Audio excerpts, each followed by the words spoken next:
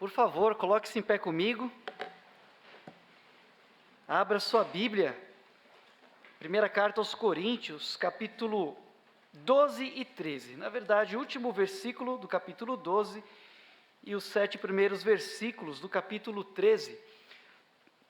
Título da mensagem dessa noite: a igreja no caminho da excelência. Este mês nós temos falado a respeito da igreja, a igreja triunfante, e hoje, mais uma vez, pela graça do Senhor, vamos ouvir a respeito da igreja de Jesus, a igreja no caminho da excelência.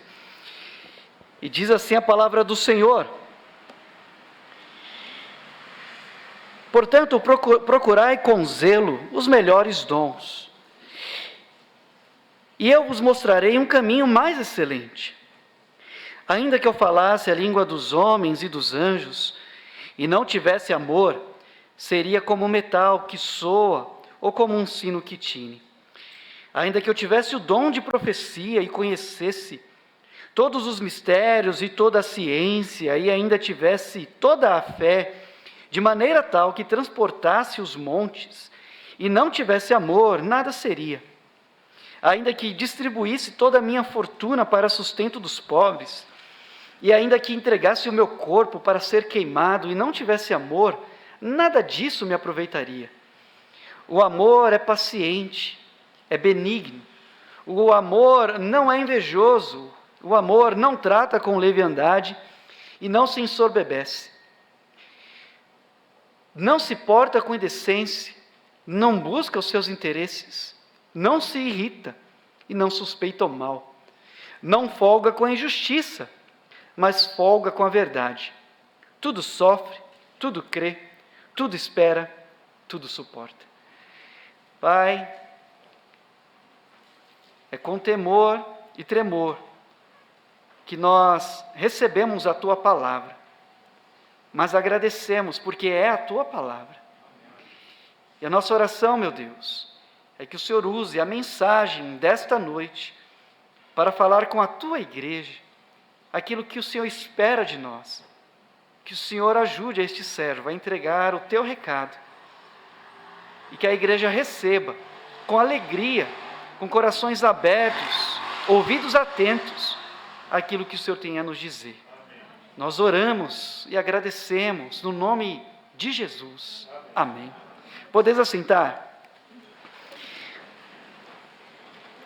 Excelência é uma palavra que nós usamos quando nós reconhecemos a extrema qualidade de alguma coisa que é feito muito, mas muito bem. Algo assim, algo que é feito cuidando dos mínimos detalhes. E ser atendido por alguém com excelência, ou até mesmo atender alguém com excelência, produz em nós uma satisfação, uma sensação de prazer, de que realmente foi valorizado. E, sem dúvida, é uma sensação muito boa fazer parte de um lugar, de um grupo ou de uma empresa que zela, que preza pela excelência. Já pensou se todos os bancos atendessem-nos com excelência, no horário certo, não ficássemos por muitos minutos no telefone aguardando uma resposta, e ainda por fim a ligação cai, a gente tem que ligar de novo. Ou se o convênio, por exemplo, nos atendesse com excelência e não impedisse ou colocasse obstáculos para certos exames ou para certas cirurgias, embora o contrato preveja que possamos ou devemos ser atendidos, e mesmo assim acontecem alguns problemas e não há tanta excelência no atendimento. Ou então, por exemplo, deve ser muito bom fazer parte de uma empresa em que os funcionários cumprem a sua função com bastante excelência, com bastante competência. Cada um sabe exatamente o que tem que fazer, com quem falar, como mandar o e-mail, como responder a um e-mail, dirigir-se a quem, seguir todas as políticas da empresa visando a excelência. Então é muito bom ser atendido, atender ou fazer parte de um ambiente que preza pela excelência. Mas pensando na igreja, em termos de excelência, qual entendimento você tem? Ou qual entendimento teríamos quando falamos a respeito de excelência na igreja de Jesus? Seria uma igreja que faz tudo muito bem, que as pessoas envolvidas nos ministérios desempenham as suas funções muito bem, são capacitadas para aquilo que estão dispostas a fazerem, tem treinamento para trabalharem com criança, para trabalharem na música, para ensinarem, tem os equipamentos mais adequados, os materiais mais adequados. Então é uma igreja que zela pela excelência e que não flerta com a mediocridade, que vive acima da média, que procura fazer tudo muito bem, como de fato deve ser feito para a glória de Deus. Nós devemos procurar fazer sempre o melhor para Deus e para a igreja de Deus, ou para a igreja de Jesus.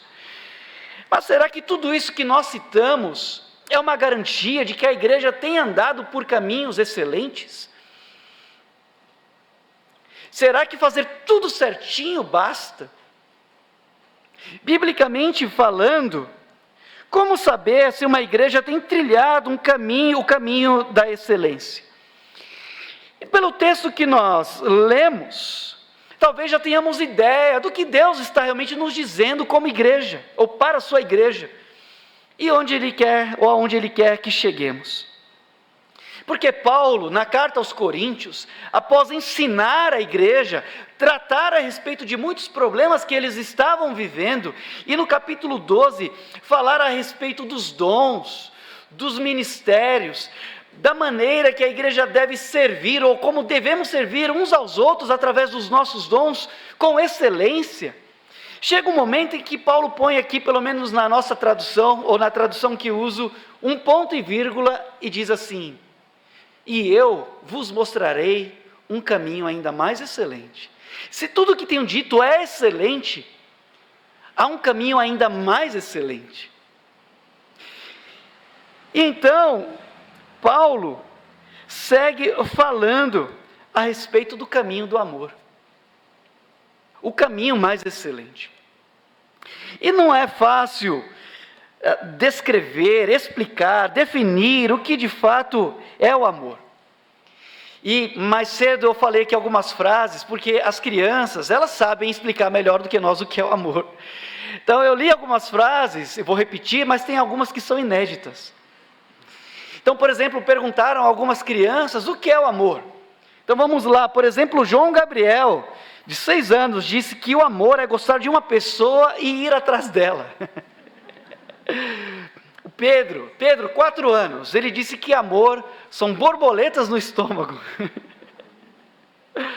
Luísa disse que o amor é uma amizade que nunca mais se separa.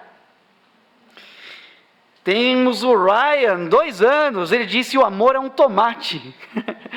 Ele deve gostar muito de tomate. Temos aqui também outra Luísa, 5 anos. O amor é um coração tão grande, mas tão grande que não dá para quebrar nem separar. Olha só que bonito as crianças falando. Mais 2 aqui. A Júlia, 6 anos, disse que o amor é o que você sente pelas pessoas e pelo seu cachorro. E por último, Maria Eduarda, amor é quando você ama uma pessoa e quer deixá-la em segurança. Que bonito isso. Então, de fato, não é fácil definir o que é o amor, mas o amor é perceptível, é possível reconhecer quando há amor, na igreja e nas pessoas. O amor dá sinais de vida, dá sinais de existência.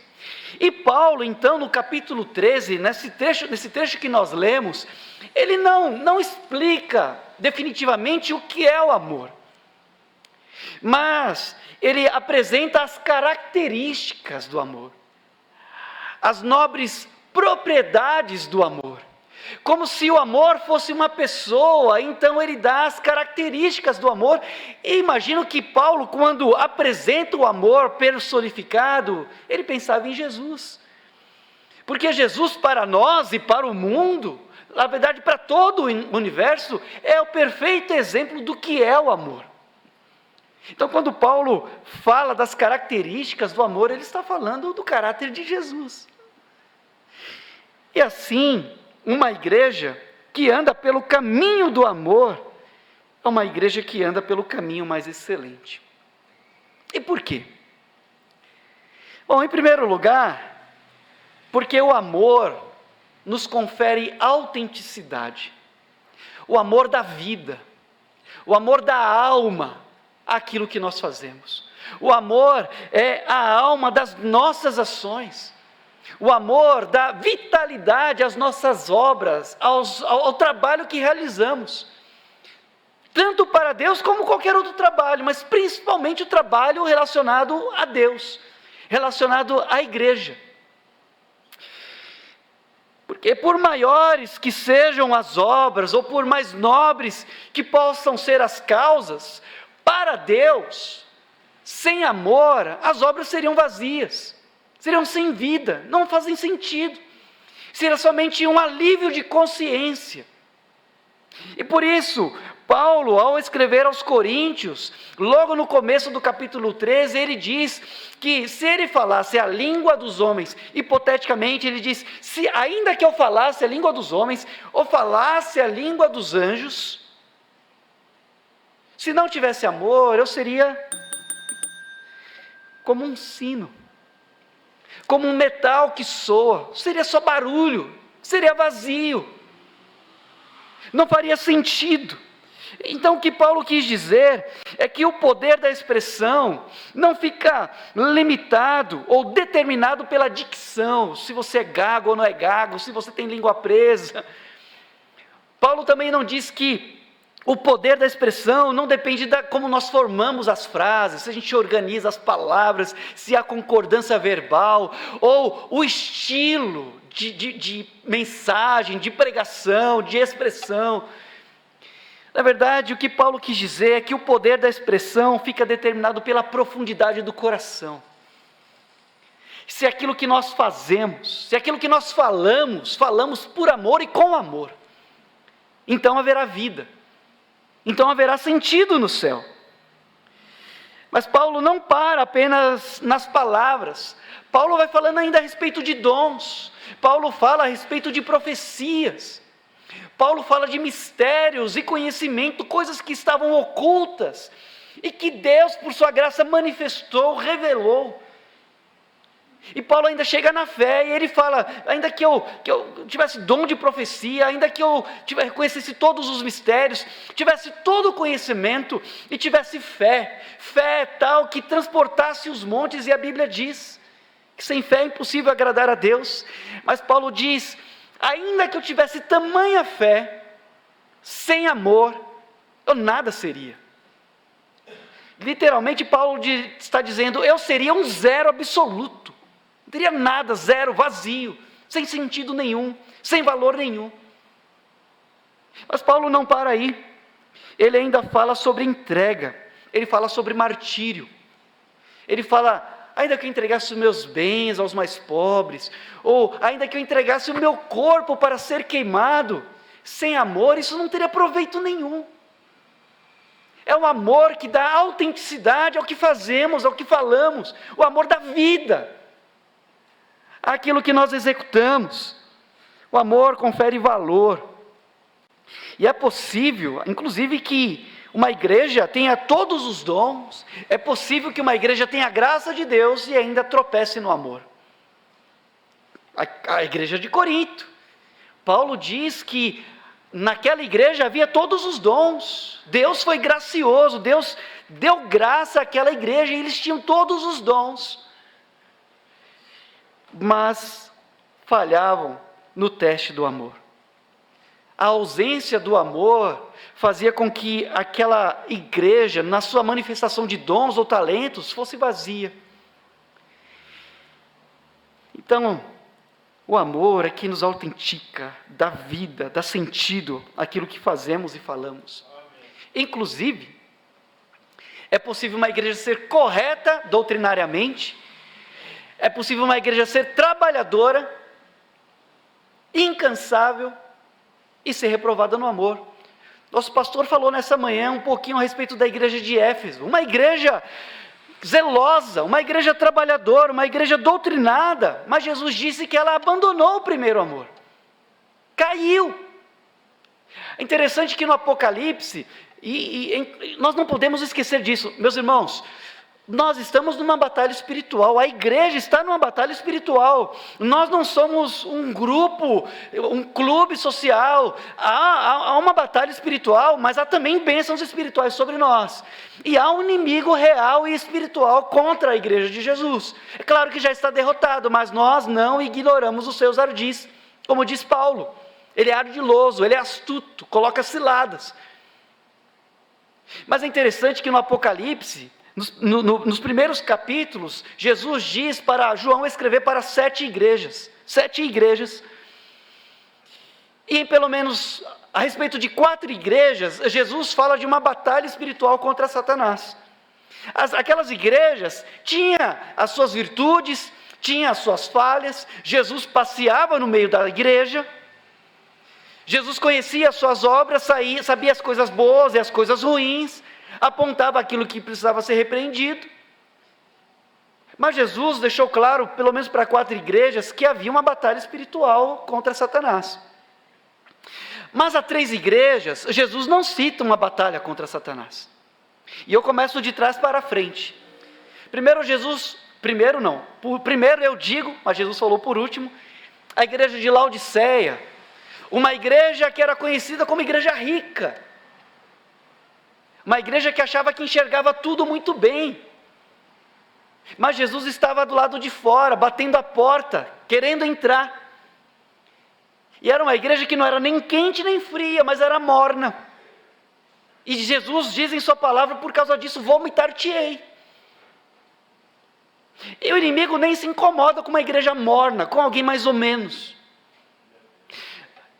Mas ainda Jesus fala a respeito da igreja de Sardes, uma igreja que estava cochilando, uma igreja que não era vigilante, não estava atenta, talvez cumpria os seus programas somente por desencargo de consciência, por alívio de consciência, mas não fazia com o coração, não estava viva. E aí foi isso que Jesus falou: você tem fama de que vive, mas está morta. E Jesus não cita Satanás contra essa igreja. Satanás não luta contra uma igreja morta ou que está para morrer. Mas ainda, na igreja de Éfeso, uma igreja doutrinada, temente a Deus, trabalhadora, Jesus não fala de uma batalha contra Satanás, porque é uma igreja que abandonou o primeiro amor. Uma igreja que não ama, não incomoda o inferno.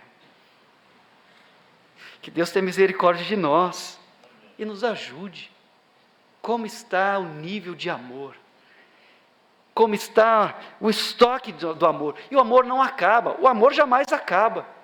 É verdade, o amor às vezes é abandonado. Foi o que aconteceu na igreja de Éfeso. Abandonaste o teu primeiro amor, mas Jesus diz: arrepende-te, volta-te, lembra-te de onde caíste e pratique as primeiras obras. Então o amor é a alma de tudo que a igreja faz, e se fazemos sem amor, a obra será morta. Mas ainda, em segundo lugar, uma igreja que anda pelo caminho do amor, anda no caminho mais excelente, porque além da autenticidade, o amor indica maturidade. Nós medimos se uma igreja é madura ou não pelo amor, pela fé e esperança, e Paulo diz no final, na verdade desses 3, o amor é o maior. E o amor indica que uma igreja, que um crente, de fato é maduro na fé.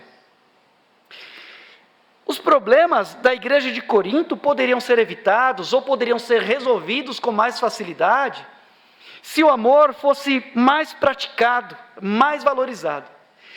Nessa carta aos Coríntios, Paulo, por exemplo, nos dá a entender que aquela igreja era carnal, era imatura, e não havia uma plenitude, ou o amor estava no nível bem baixo. Por isso Paulo, por exemplo, escrevendo aos Coríntios, ele dizia que eles tratavam uns aos outros com impaciência, com irritação, com indelicadeza. Sabe a pessoa que é muito bruta? E aí Paulo diz aqui, na primeira carta aos Coríntios, no capítulo 13, ele diz que o amor é paciente, o amor é sofredor, o amor é benigno, o amor é gentil, não fica atacando pedras nos outros, ele é gentil, é dócil. Então quando não há amor, há impaciência, há indelicadeza. Paulo também diz na carta, os repreendendo duramente, que eles eram orgulhosos, eram soberbos. Paulo disse, não é boa a vossa jactância. Eles eram ciumentos também, eram invejosos também.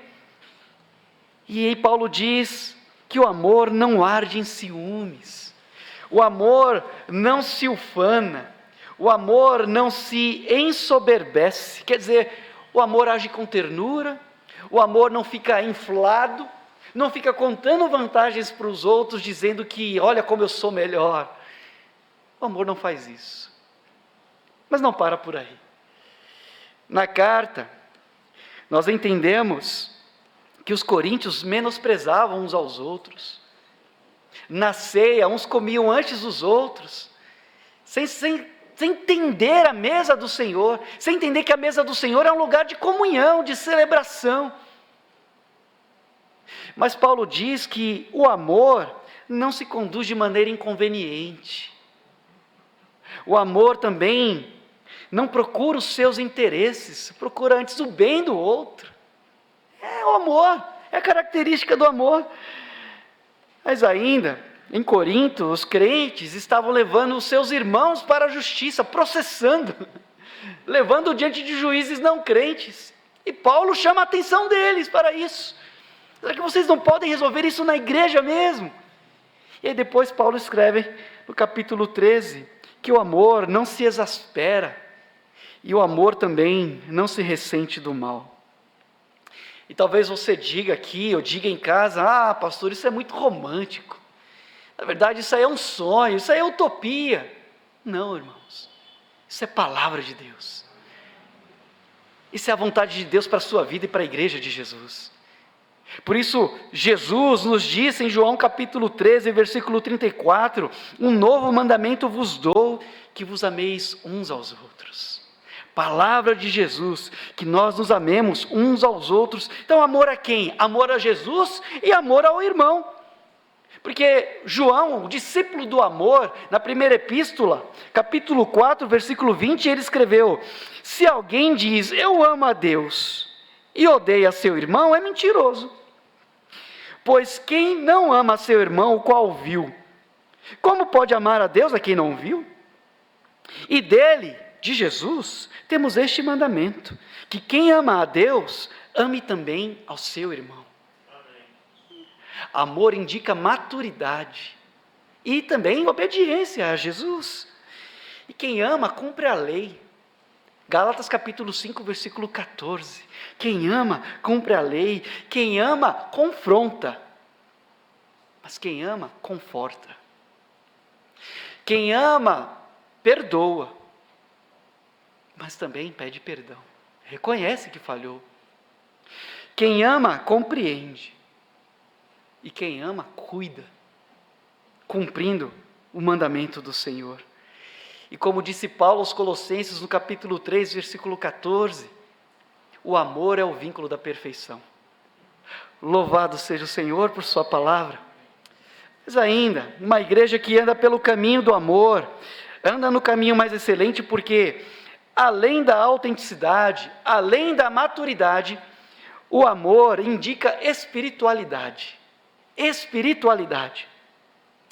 Paulo claramente nesta carta nos mostra que os irmãos ali de Corinto não eram espirituais, eram carnais, salvos, crentes, mas carnais, que não davam ouvidos ou não obedeciam ao Espírito Santo. E o amor não é um dom espiritual, ou um dom ministerial, melhor dizendo, porque eu já ouvi isso, não sei se você já ouviu, espero que você não tenha dito isso inclusive, mas olha, eu gostaria tanto de amar aquele irmãozinho, aquela irmãzinha, mas eu não quero nem ver ela pintada nem de ouro, pastor. Eu queria amar, mas Deus não deu esse dom, pastor. Eu tento, Mas eu não tenho esse dom. E não é isso que a Bíblia diz. Na verdade, no capítulo 5, versículo 5 de Romanos, nos diz que Deus derramou o seu amor, ou o amor de Deus está derramado em nossos corações pelo Espírito Santo. Então tem o Espírito Santo? Então tem amor de Deus aí. Na verdade, o amor não é também um sentimento. É um mandamento dado por Jesus, mas que foi concedido a nós através do seu Espírito Santo.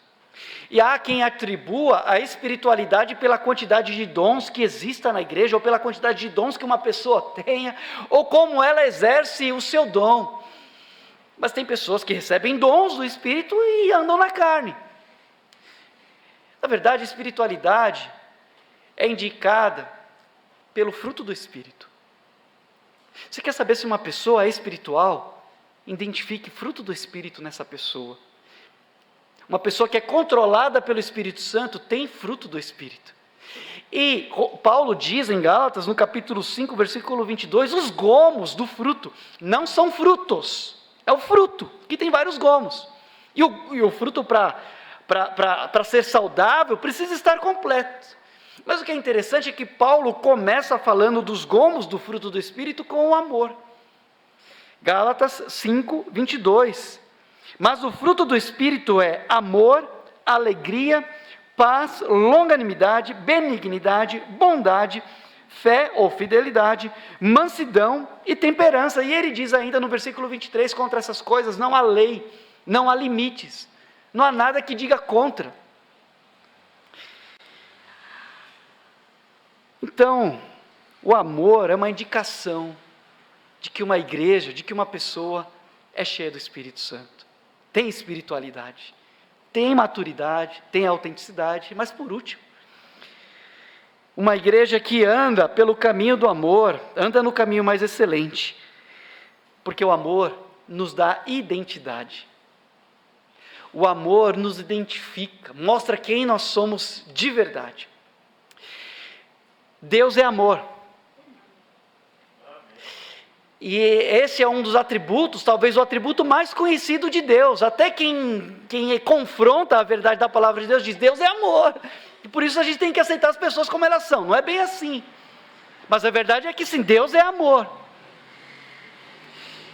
E Deus não ama na teoria, Deus ama na prática. Deus prova o seu amor para conosco.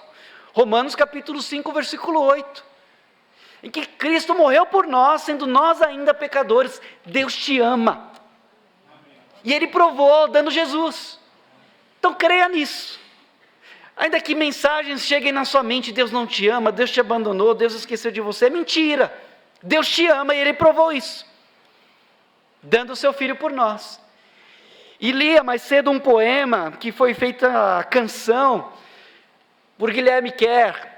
Tema deste poema, ou dessa canção, é Te Vejo Poeta, que diz assim, te vejo poeta, quando nasce o dia, e no fim do dia, quando a noite vem.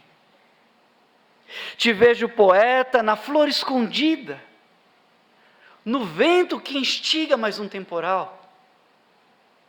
Te vejo poeta no andar das pessoas, nessas coisas boas que a vida me dá. Te vejo poeta na velha amizade, na imensa saudade que trago de lá. Contudo um poema, tua obra de arte, destaca-se à parte numa cruz vulgar, custando o suplício do teu filho amado, mas a alta expressão do ato de amar. A maior prova do amor de Deus por você foi Ele ter dado o seu Filho por você na cruz. Mas não somente Deus o Pai nos ama, Deus, o Filho, nos ama. E o amor manifesta a nossa identificação com Jesus, ou o amor prova a nossa identidade, revela a nossa identidade.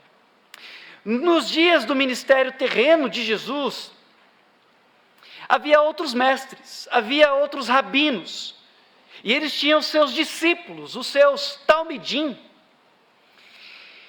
E o desejo de cada talmide, de cada discípulo, era ser parecido com seu rabino. Eles imitavam tudo, eles queriam estar assentados aos pés dos seus rabinos, coberto da poeira dos seus pés, absorvendo tudo que ensinavam, e imitando os seus trejeitos, as palavras, os passos. Eles queriam ser reconhecidos como alguém que pareciam com seus mestres. E para eles era um grande motivo de orgulho quando alguém falava assim: olha, você parece que realmente de fato andou com tal rabino, porque você faz como ele fazia. E Jesus disse aos seus discípulos: não fosse vós que escolhestes a mim, mas eu vos escolhi a vós, para darem muitos frutos. E Jesus nos deu um mandamento, para que de fato, nós nos parecêssemos com Ele, e assim as pessoas nos identificassem como alguém que anda com Jesus. Por isso Jesus disse, João capítulo 13, já li um trecho, mas leio o seguinte, capítulo 13, versículo 34 e 35.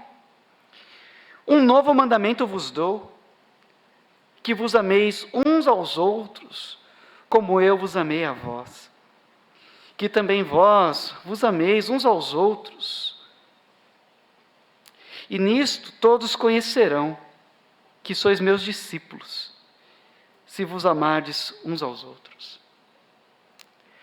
Você quer ser conhecido como um discípulo de Jesus? Você quer que as pessoas olhem para a sua vida e reconheçam: essa pessoa anda com Jesus? Então ame. Amemos uns aos outros, porque isso é a prova de que de fato somos discípulos do Senhor. Uma igreja que ama atrai pessoas. Uma igreja que ama agrada a Jesus. Uma igreja que ama mostra que conhece Jesus. Então o amor nos identifica, porque é a maior prova de que temos andado com Cristo. A pergunta que fazemos nessa noite: você quer ser reconhecido como um discípulo de Jesus? Uma discípula de Jesus? E você quer contribuir para que essa igreja de Jesus aumente, cresça, sendo edificada em amor? Então ame. Parece difícil, mas é possível. Se andarmos com Jesus e dermos liberdade ao Espírito de Jesus que habita em nós. Vamos orar? Curva a sua cabeça.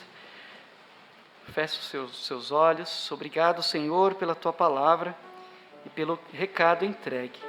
É muito difícil, Senhor, ouvir e cumprir, mas é possível, porque o Senhor nos tem dado esse mandamento e tem nos dado o Teu Espírito, que nos enche do Teu amor. Meu Deus, talvez haja pessoas aqui ou em casa que abandonaram o primeiro amor. Que o Senhor nos ajude e os ajude a se arrependerem e voltarem, se lembrarem de onde caíram, Senhor, e pratique as primeiras obras em amor. Nos ajude a amarmos uns aos outros, à semelhança de Jesus, e que as pessoas vejam em nós a presença de Jesus e identifiquem em nós que temos andado com Cristo. É a nossa oração, meu Deus, em nome de Jesus. E eu pergunto a